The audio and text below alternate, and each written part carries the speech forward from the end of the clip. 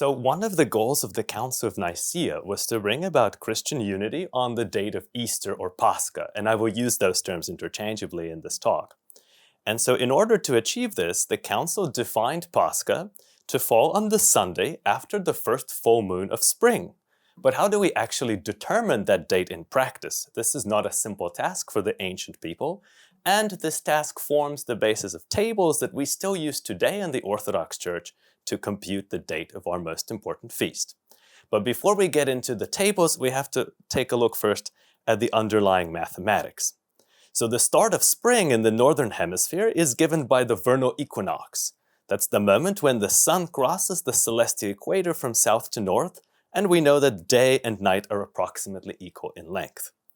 The time it takes for the Earth to complete one orbit around the sun, the time from one vernal equinox to the next vernal equinox, called the tropical year, is on average about 365 days, 5 hours, 48 minutes, and 45 seconds. And this value was measured quite accurately by ancient astronomers starting in the 2nd century after Christ by Claudius Ptolemy. So the length of the tropical year is not a full number of days, as we see. And in order to remain in sync, the Julian calendar, which is the calendar that was in use at the time of Nicaea, introduces an extra day every 4 years, a leap year that we still have in our practice today. That means that the average length of the year on the Julian calendar is 365 days and 6 hours. So it's still slightly longer than the tropical year. And as a result, the date of the vernal equinox shifts earlier by about 1 day, according to the Julian calendar, every 128 years. By the middle of the 4th century, the recognized date of the vernal equinox was the 21st of March. But it's important to remember the Council of Nicaea never established the date of the vernal equinox to 21st March or anything else. Just it said how we should compute Pascha. But the 21st March date is used in all tables after the 4th century. The next thing we have to worry about is the moon. The average duration of the lunar month is 29.5 Earth days. So the tropical year is longer than 12 lunar months by about 11 days. And this means that the phases of the moon shift with respect to the days of the solar calendar by about 11 days per year. So for example, we just had a new moon on May 27th, so next year the new moon will fall on May 16th. Meton of Athens, already in the 5th century before Christ, is credited to be the first to observe that 19 tropical years is almost the same as 235 lunar months. This we still call the Metonic cycle. This means that after 19 years, the phases of the moon will occur again on the same calendar date, so that 27th May new moon will again occur in 19 years. The problem is there's still an error of this approximation with respect to the Julian calendar, and it's about 1 day every 322 years. The next thing we need to know is which date is a Sunday. This is a purely mathematical exercise. The Julian calendar has 365 days in the year, so it advances with respect to the days of the week by 1 each year. So if March 21st is a Friday this year, next year it will be a Saturday. For leap years, there's 366 days, so the dates advance by 2 with respect to the days of the week. Since there are 7 days of the week every 4th year is a leap year, we have a cycle of 7 times 4, 28 years, after which the alignment of the dates will always repeat itself. So we can represent the entire Paschal computus, this is the system that we use to compute the date of Easter, in the form of 2 cycles, a solar cycle of 28 years and a lunar cycle of 19 years. These cycles are first found in a manuscript called the Chronicon Paschale, which dates from the 10th century. And there we see these 2 wheels, a solar wheel and a lunar wheel. The solar wheel has 28 chords for the 28-year solar cycle, and the lunar wheel has 19 chords for the 19-year lunar cycle. The lunar wheel has, like I said, the lunar wheel has 19 chords for the lunar cycle.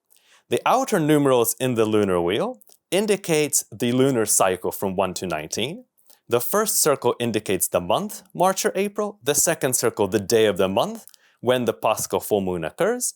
And the third circle gives the epoch. This is a very important term in Paschal computations. It comes from the Greek epakte imere, meaning accumulated days, and it gives the age of the moon as of the first day of January. In some sources, such as in these circles, it can also be called the foundation. The solar cycle has 28 chords, numbered from 1 to 28 in the outer circle. The innermost circle has a number from 1 to 7, beginning with 6, and this indicates the weekday for the first day of March. The middle circle has a number from 1 to 7, beginning with 2, which indicates the weekday as of the first day of the solar year. Now, in Slavonic manuscripts, which is something that I study, and Slavonic printed books, the same data are often presented in the form of hands instead of wheels. And this is a very interesting tradition. It seems to come from the Latin Church. Because here is a Latin manuscript where we also see computistical data displayed in a hand, what is called the Hand of Bede, after the Venerable Bede, who provided a detailed explanation of the computation of Easter in the Western Church. The Slavonic system is different from the Latin system, but it seems to be inspired by it. It presents two hands. The left hand is called the Hand of John of Damascus, and it gives 28 years of the solar cycle and what is called the concurrent. The concurrent is a numeral that can be used to determine the day of the week. In the Slavonic system, September 1st is the first day of the year, and it is assigned a concurrent of 1. And from there, the numbers proceed backwards in sequential order. September 2nd has the concurrent of 7, September 3rd has the concurrent of 6, and so on. In the system, April 1st has the concurrent of 7. The concurrent, that's the concurrent of the date. Now we need the concurrent of the year, which is the number given in our hand of St. John of Damascus, and it indicates that all dates of that year with that concurrent are Sundays. So for example, if the concurrent of the year is 7, then April 1st is a Sunday. If the concurrent of the year is 6, then April 2nd is a Sunday, and so on. The right hand is called the Jewish hand, and it represents the 19-year lunar cycle. It gives the lunar cycle year and the date of the Paschal full moon. The term Jewish hand comes from the fact that the Paschal full moon gives the date of the 14th of Nisan, which of course is the Old Testament biblical Passover.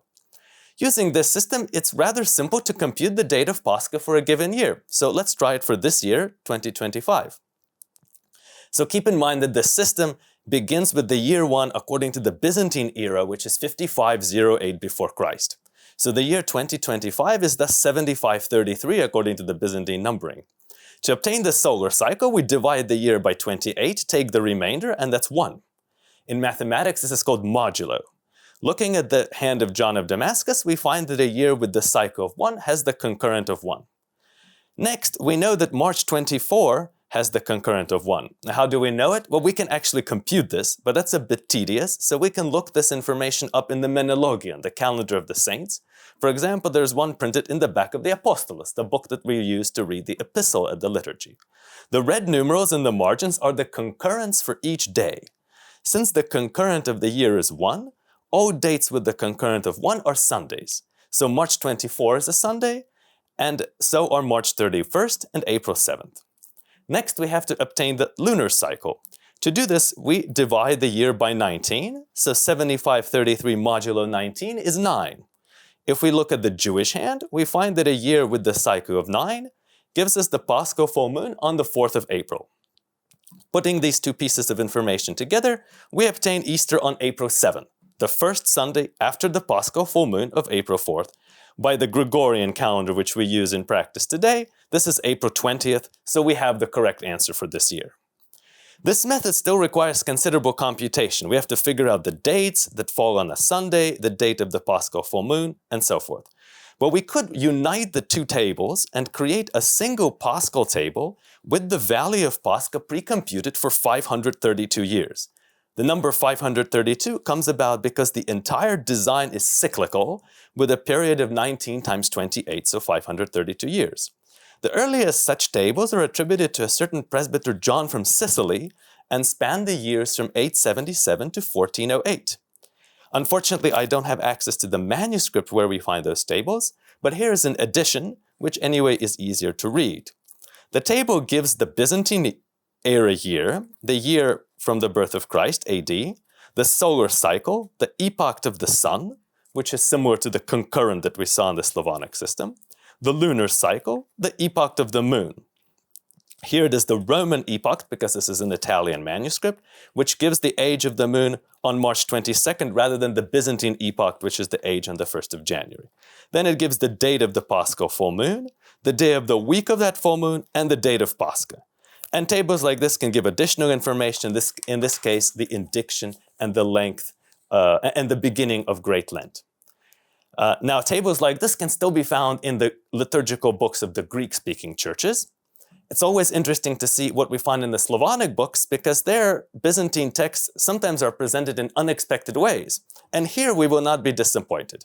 So here we have a Paschal table of the same type from the current edition of the Slavonic Typicon, the book that governs the liturgical life of the church. Actually, it is a reprint of the table from pre-revolutionary Russian books from the 19th century, except the years have been shifted by 532. So the previous cycle ran from 1409 to 1940, and this cycle runs from 1941 to the year 2472, so quite a bit into the future.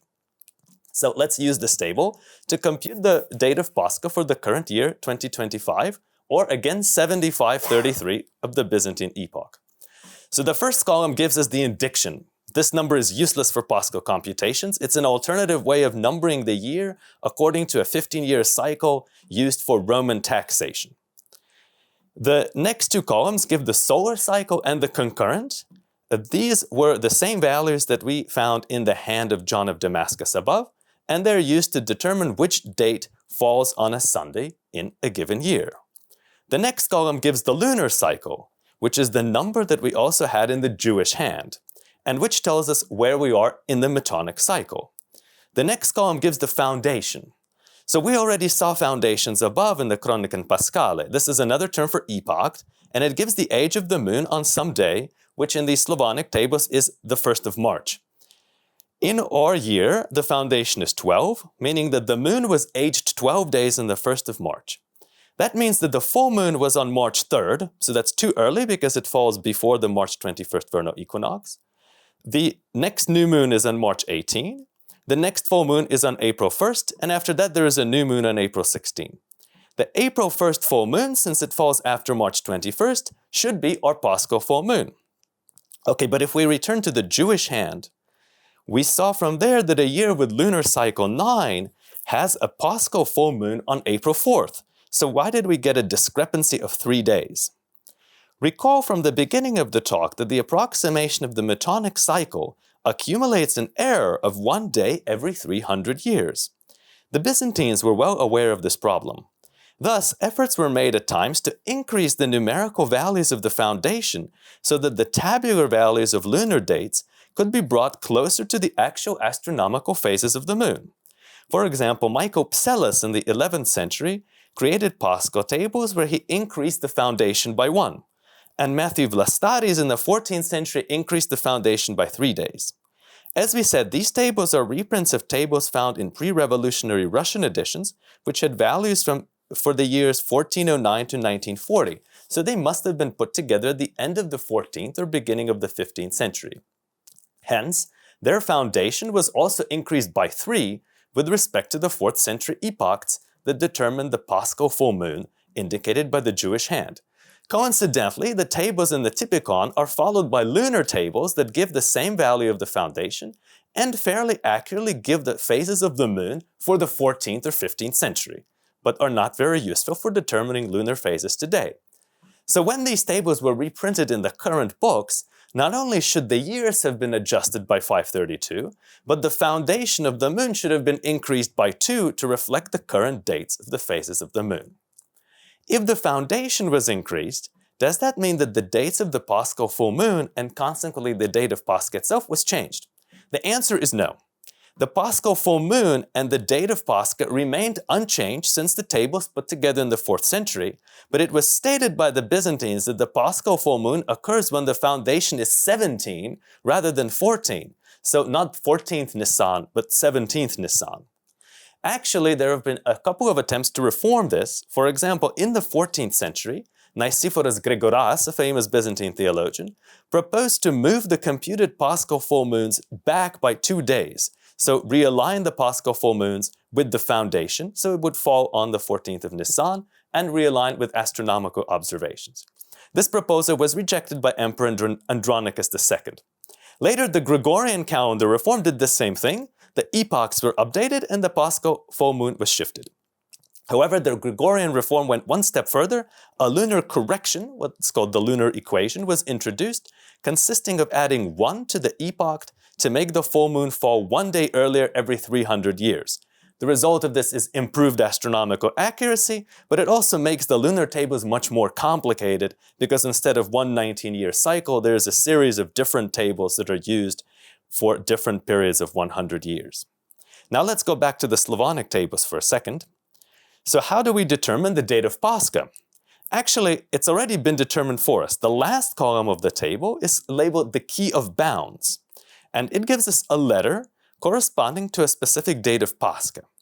In this case, for 2025, it gives us the letter pakoi, similar to the Greek pi, which corresponds to Pascha on April 7 or April 20 by the Gregorian calendar.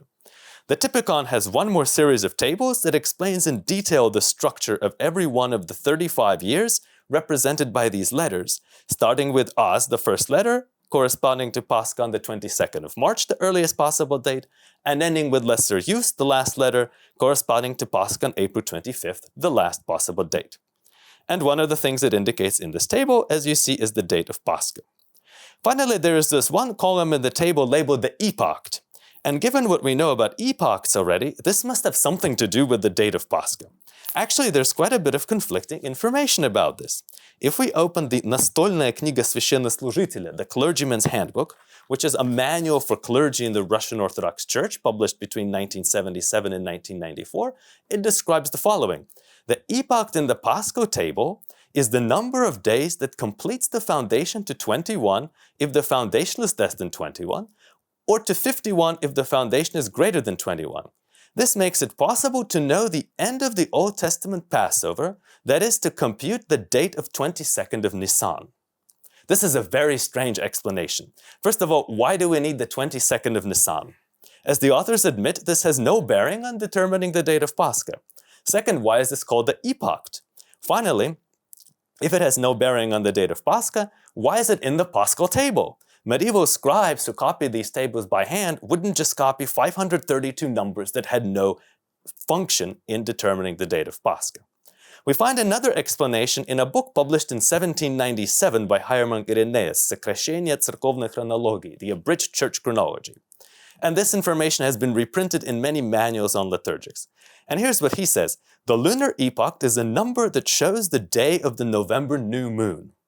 This is also not a very convincing explanation. First of all, why do we need the November new moon? Irenaeus goes on to use it to determine the dates of other new moons and full moons during the year. But we could just do this with the foundation that we already have. Moreover, it would be logical to indicate the new moon in such tables for the beginning of the year. So for March or September or January. And I know of no ancient or medieval calendar system that begins with November. Second, why is this called the epoch? It doesn't give the age of the moon, but the date of the new moon. And third, why print it again in the Paschal table, since it has no relevance to computing Pascha? I note by way of examination of these quantities that both explanations are theoretically correct mathematically. It is true that 21 or 51 minus the foundation gives the date of 22nd Nisan, and this is also the date of the November new moon for most years according to the Metonic cycle, although not exactly all years, although this is the date of the November new moon after the 22nd of Nisan, which also doesn't make sense for purposes of computers. So the actual answer is very surprising. It'll blow your mind.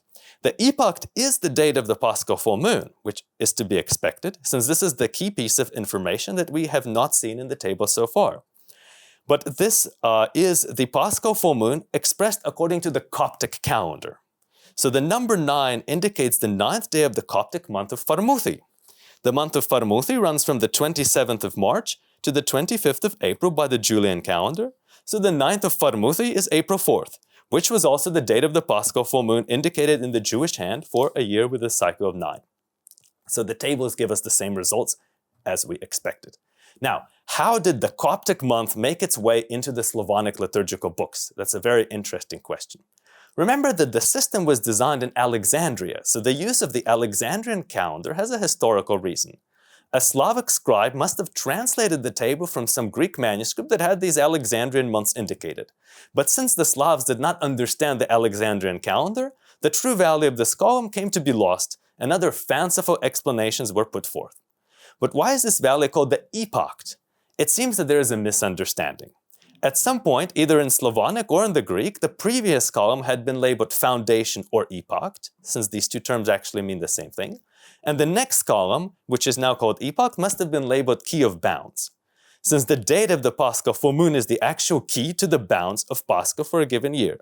The last column must not have been labeled at all, or perhaps it was simply titled Pascha. So at some point, these column labels came to be mixed up, and this added to the confusion of the Slavonic system. So to summarize, we can use the computer's tables found in our Typicon to compute the date of Pascha for our year 2025. The vernal equinox is on March 21st, the Paschal full moon is on April 4th, Easter Sunday is April 7th, these are all dates on the Julian calendar.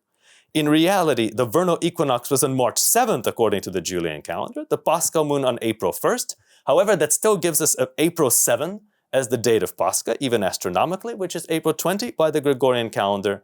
So it happens to be that in our year 2025, the tables give the astronomically correct results. And also, the Julian date corresponds with the date computed according to the Gregorian calendar. But this is not always the case. For example, in the next year, in 2026, the tables give March 30 as Easter Sunday, April 12 by the Gregorian calendar. Actually, the full moon was on March 20, 4 days before the value obtained from the tables, because we have the error in the epochs, giving the previous Sunday of March 23rd or April 5th Gregorian as Easter Sunday. The Gregorian computers, because its epochs have been adjusted, does give us the correct date of April 5th for Easter in 2026. But this is also not always the case. There are some rare cases when even the Gregorian computers gives the incorrect astronomically Easter date. The next such year is in 2038. Our Paschal date tables give Easter on April 12th Julian, 25th April by the Gregorian calendar, and the Gregorian Easter tables give the same result of April 25th. In fact, the Paschal full moon is on March 8th Julian or 21st March Gregorian, and the astronomically derived Easter Sunday would be the 28th of March according to the Gregorian calendar. The problem is that the March 21st full moon, according to the Gregorian computers tables, occurs before the vernal equinox. So it's not treated as the full moon. The Gregorian computers treats the next full moon as the Paschal full moon. Such cases are called Easter paradoxes, and they're the subject of a conference paper that I will give here on Saturday. And to conclude, I would like to mention a very important work on this topic that's an unpublished dissertation written back in 1903 that exists only in manuscript form, and one of the things I'm working on is an edition and publication of this source that will explain some of these problems in our Paschal tables more clearly. Thank you very much.